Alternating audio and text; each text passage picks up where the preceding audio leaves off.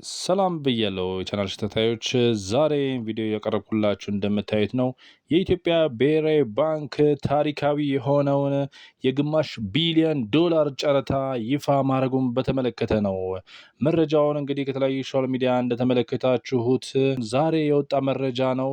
በነገው ዕለት ማለትም በፈረንጆች አቆጣጠር ጃንዋሪ 27 ወይንም በእኛ ጥር 19 የሚካሄድ ሲሆን የኢትዮጵያ ብሔራዊ ባንክ ከዚህ በፊት በየ15 ቀኑ ወይም በየሁለት ሳምንቱ የሚያካሄዳቸውን ከውጪ ምንዛሪ ግብይትን ለማረጋጋት ከፎሬን ባንኮች የሚገኘውን ዶላር ከፋይናንስ ሪፎርሙን ተከትሎ ለተለያዩ 15 ያህል ጨረታዎች አካሂዶ በገበያው ላይ ዶላር እንዲገባ በማድረግ ብዙ ጥረቶችን አድርጓል።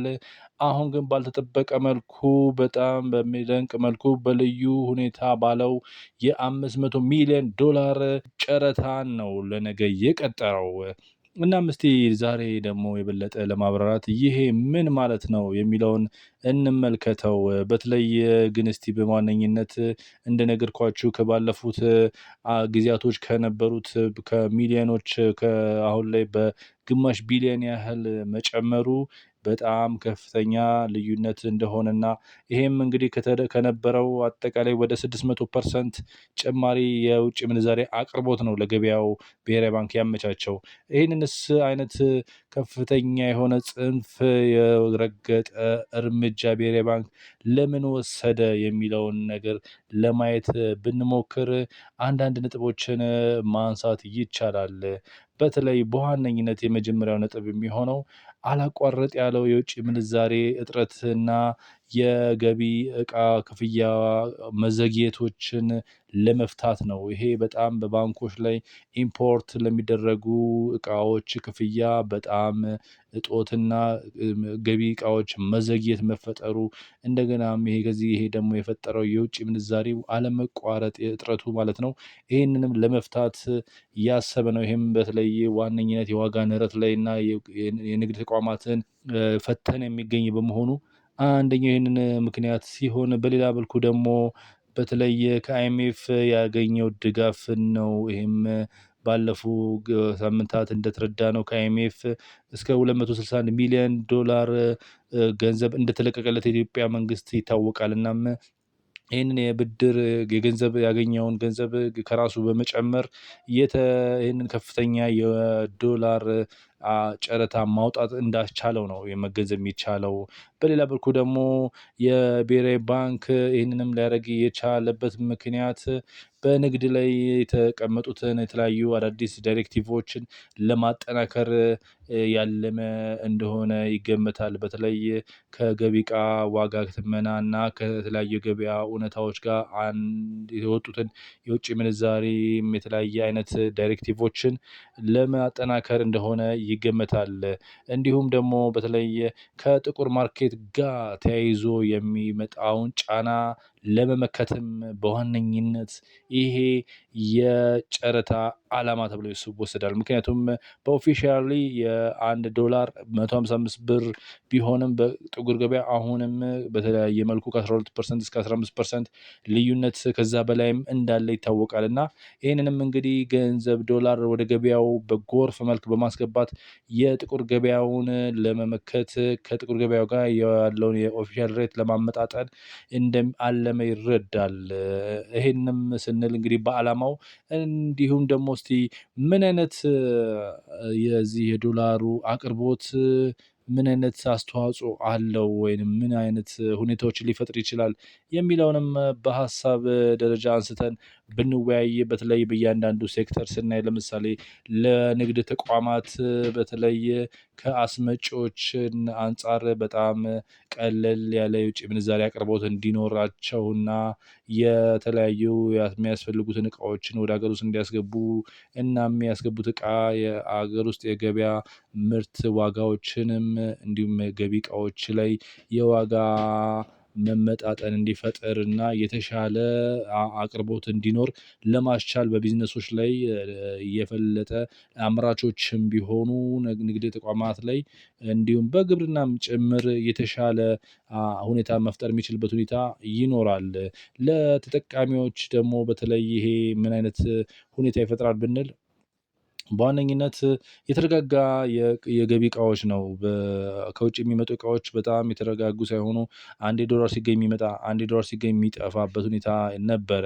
ይሄንንም ሁኔታ ለማረጋጋት ይጠቅማል ይሄ ነገር። በተለይ ደግሞ ጥቁር ገበያ ላይ ጥገኛ የመሆንንም የማስቀረት ሁኔታንም ያስከትላል። ምክንያቱም ከዋናው የባንኮች የውጭ ምንዛሪ ሲታጣ ወደ ጥቁር ገበያ ነው የሚካሄደው። ይህንንም ይፈታልናል። እንዲሁም የዋጋ ንረቶችንም በበለጠ የሚያቃልልበት ሁኔታ ይኖራል። በሌላ በኩል እስቲ ለኢትዮጵያው መገበያያ ገንዘብ ብርስ ምን አይነት ተጽዕኖ ይኖረዋል ቢባል በፍጥነት በዚህ ላይ ተጽዕኖ ይኖረዋል ተብሎ ይታሰባል። ምክንያቱም ይሄ ከፍተኛ የውጭ ምንዛሬ አቅርቦት የብር ላይ ያለውን ጫና የሚያቀልልበት ሁኔታ ይፈጠራል ማለት ነው። የብር ዋጋ ከዶላር አንፃር ያለውን የየቀኑ የመቀነስና የብር ዋጋ ማጣትን የበለጠ የመከላከል ሁኔታን ይፈጥርለታል ተብሎ ይታሰባል በአጭር ጊዜ ውስጥ። ነገር ግን በረዥም ጊዜ ስንመለከተው ይሄም ነገር ግን ብለውም ግን አሁንም የተረጋጋ ሁኔታ ውስጥ ብር እንዲገኝ ያደርጋል። በአጭር ጊዜ ብር ዋጋ የመልሶ እንዲያገኝ የሚያደርግ ሲሆን በረጅም ጊዜ ደግሞ የተረጋጋ የብር ዋጋ እንዲኖር የሚያስችልበት ሁኔታ ይፈጠራል። በተለይ ያሉትን ያልተከፈሉ ዕዳዎችን በመክፈል እንደገናም ፍላጎቶችን በማርካት የኢትዮጵያ ብሔራዊ ባንክ እንግዲህ ዓላማው የብርን የመገበያያነት አቅም ለመመጠን ስለሆነ ይህንንም በማሳካት የተሻለ እድል ይፈጥራል ተብሎ ይጠበቃል። በሌላ በኩል ደግሞ ለፋይናንስ ተቋማትስ ምን አይነት ተጽዕኖ አለው ለሚባለው ሁኔታ በዋነኝነት ለንግድ ባንኮች በተለይ ከውጭ ምንዛሬ ጋር ተያይዞ በትግል ላይ ላሉ ያለባቸውን የኢምፖርት ሴትልመንት መፈጸም ያልቻሉትን የኤልሲ ማርጂንም የተለያየ የኤልሲ ሴትልመንታቸውንም ስታክ አድርጎባቸው የሚገኙ ባንኮች ይህንንም ለመፍታት የሚያስችላቸውን እድል ይፈጥርላቸዋል ተብሎ ይጠበቃል። እናም በሌላ በኩል ደግሞ የተለያየ አይነት ሪስኮችን ለመከላከልም ይጠቅማል። በተለይ ደግሞ ይሄ ከፍተኛ የሆነ የውጭ ምንዛሬ ወደ ገበያ የመቀላቀል በዋነኝነት ኢኮኖሚ ላይ ያሉትን የተለያዩ ድንገተኛ ወጪዎችን አጠቃላይ ሾኮችንም የበለጠ ለመከላከል የሚያስችልበት ሁኔታ አደጋዎችን ይከላከላል። ምክንያቱም የውጭ ምንዛሬ የለም የሚል አይነት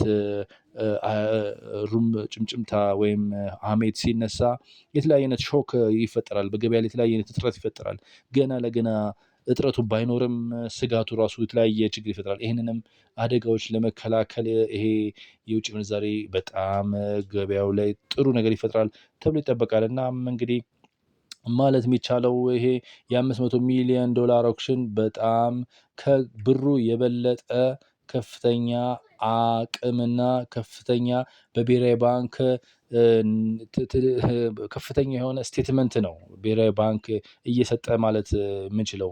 ምክንያቱም የተበለጠ እጄ ላይ የተሻለ የውጭ ምንዛሬ አለ፣ ኢኮኖሚውንም መደገፍ እችላለሁ፣ በጣም የሚገመት የተሻለ ገበያም እድገት እንዲፈጠር አስተማማኝ የውጭ ምንዛሬ አለ የሚለውን ኮንፊደንስ ነው የኢትዮጵያ ብሔራዊ ባንክ ፕሮጀክት የሚያደርገው። እናም ይሄም በተለየ ሁሉንም አይነት የኢኮኖሚ ሴክተርንም በጣም ኮንፊደንስ የሚሰጥና ለገበያውም የተሻለ እድልን የሚፈጥር ሲሆን ሁሉንም አይነት ነገሮችንም በመፈጸም የሚያስችልበት ሁኔታ ይፈጥራል እና ያለውም እንግዲህ ተከታታይ የሆነ የተለያዩ አይነት አስተዋጽኦዎችን እንግዲህ የምንመለከት ይሆናል። ነገር ግን ደግሞ ይሄ በተለይ የበለጠ ከአልተገመቱ አይነት የተለያዩ የኢኮኖሚ አሻጥሮች ወይንም አደጋዎች መከላከል የሚያስችልበት ሁኔታን ይፈጥራል ማለት ነው። እናም በአጠቃላይ ይሄ 500 ሚሊዮን ዶላር በኢትዮጵያ ታሪክ ለመጀመሪያ ጊዜ የግማሽ ቢሊዮን ዶላር ጨረታ መውጣትን በማስመልከት ነው ይሄንን ሁላ መነጋገር የቻልነው በዛሬ